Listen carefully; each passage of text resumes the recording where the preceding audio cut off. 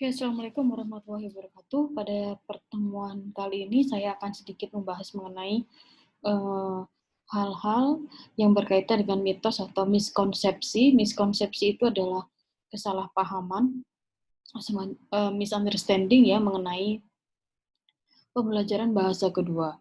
Ini sebenarnya lanjutan dari kemarin. Kalau yang pertama saya menjelaskan dari slide 1 sampai slide 6, sekarang saya menjelaskan slide 7 sampai slide 11.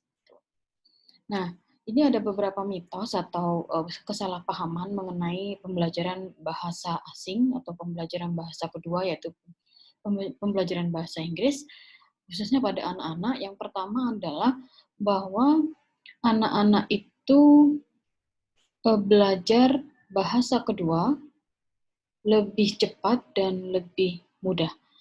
Nah, di sini kenyataannya bahwa adolescents and adults perform better than young children under controlled conditions, except pronunciation. Jadi ada hal yang membedakan bahwa malah memang lebih dewasa umur seseorang itu kan lebih matang secara mental. Jadi bisa dikatakan bahwa adolescents dan adults itu remaja bisa lebih baik dalam melakukan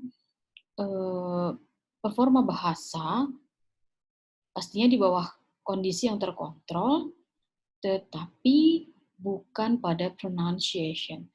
Jadi bedanya adalah kalau anak dewasa itu agak sedikit susah untuk memperbaiki pronunciation-nya, sedangkan anak usia dini itu lebih mudah kita mengajarkan pronunciation-nya.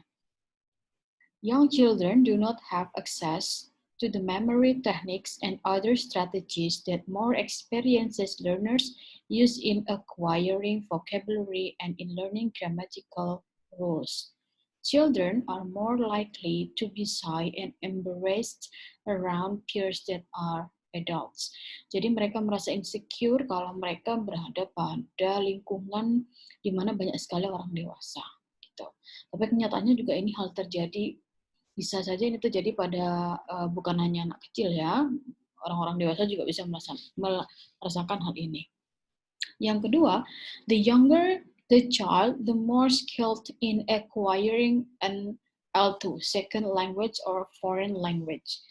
Oyama in Pinter 2006 found that the earlier a learner begins a second language, the more native-like the accent she or he developed.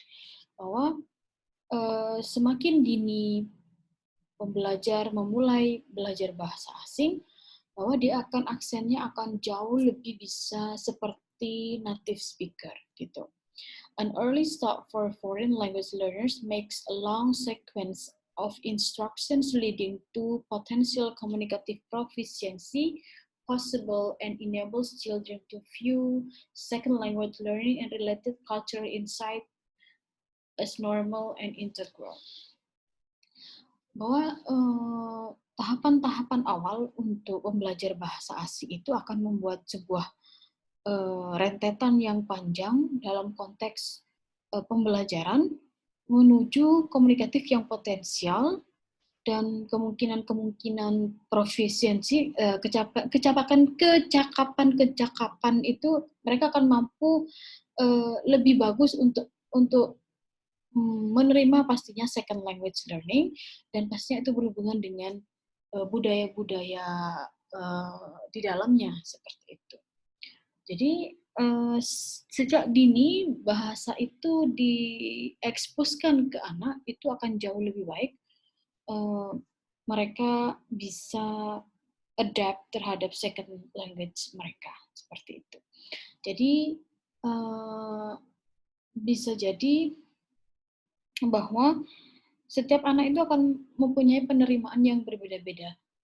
Dalam konteks ini memang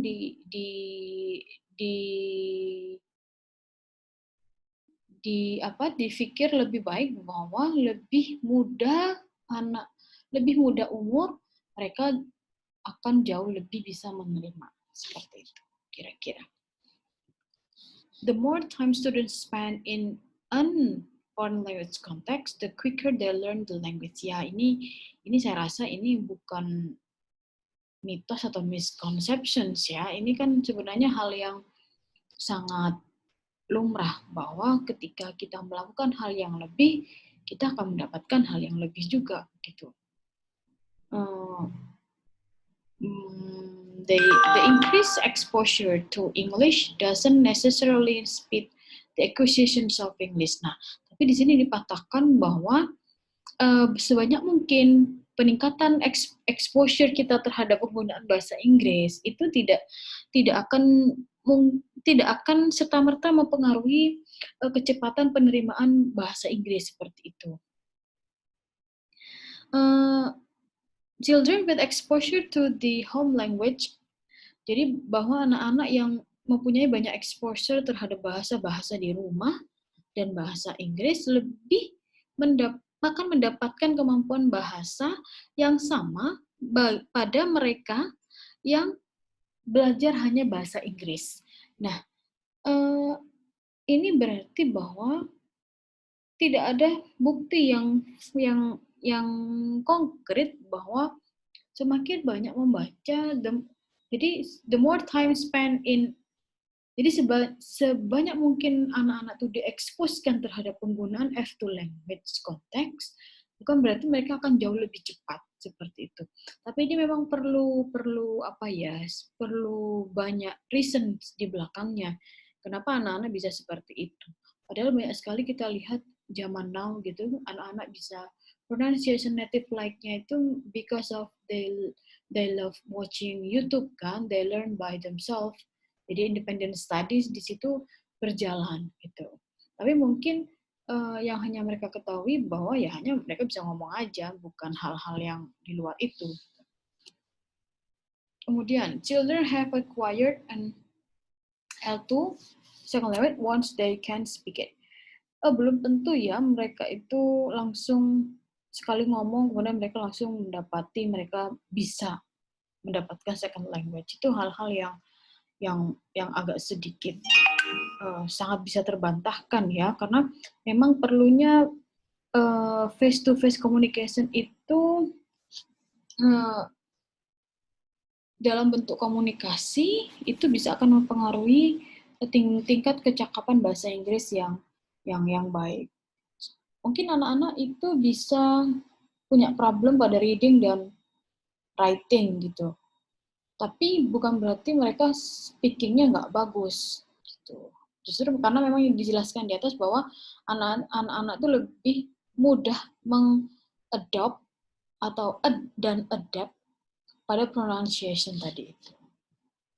Dan yang terakhir adalah all children learn a second language in the same way. Nah, ini hal yang sangat tidak bisa kita samaratakan bahwa setiap anak itu mempunyai gaya belajar yang berbeda-beda gitu.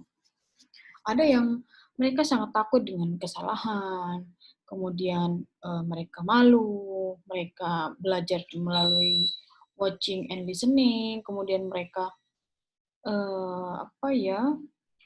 belajarnya dengan bermain, itu kan hal-hal yang memang menjadi pembeda antara satu anak dengan anak yang lain. Tapi bukan berarti ada pembedaan yang harus membuat mereka sangat jauh dengan anak satu dengan anak yang lainnya.